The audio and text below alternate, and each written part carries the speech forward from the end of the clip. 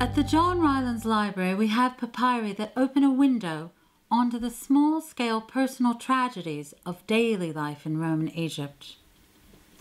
For example, the petition of Aurelia Artemis is a 3rd century document which records a widow's plea to the Roman governor to stop the abusive behavior of a neighbor.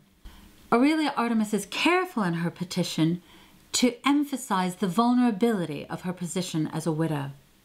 To the most illustrious prefect, from Aurelia Artemis, perceiving your love of equity, my lord prefect, and your care for all, especially women and widows, I approach you praying to obtain your aid.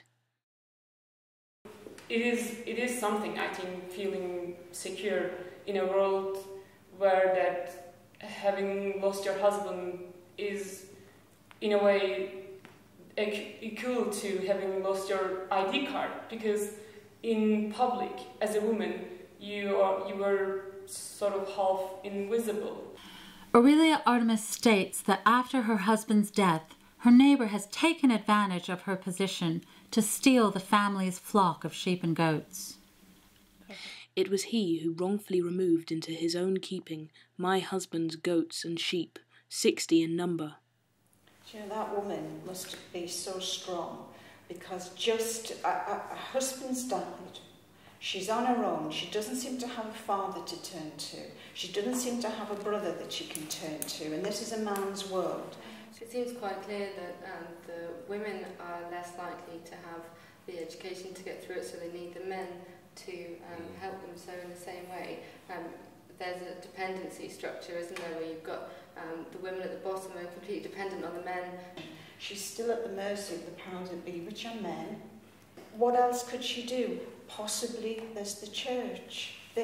We know that they did sometimes get involved in these things. We do have some papyri where it shows Christians appealing to bishops for help in domestic and private disputes. So maybe that was one of the appeals of Christianity, that it gave you access to resources to play with the big boys that you wouldn't normally have. Yeah. The church was, in some sense, much more, I think, an institution of sort of, you know, cohesion in society than it is today. There were rules, biblical rules about pleading for the widow. Not wanting to put a cat amongst the pigeons, of course. We're talking about this as though that this complaint is absolutely true, that her husband was merely pasturing his sheep on somebody else's land. There's always a danger of reading things as face value, as though they are true. They are not true, and these are still to be tested.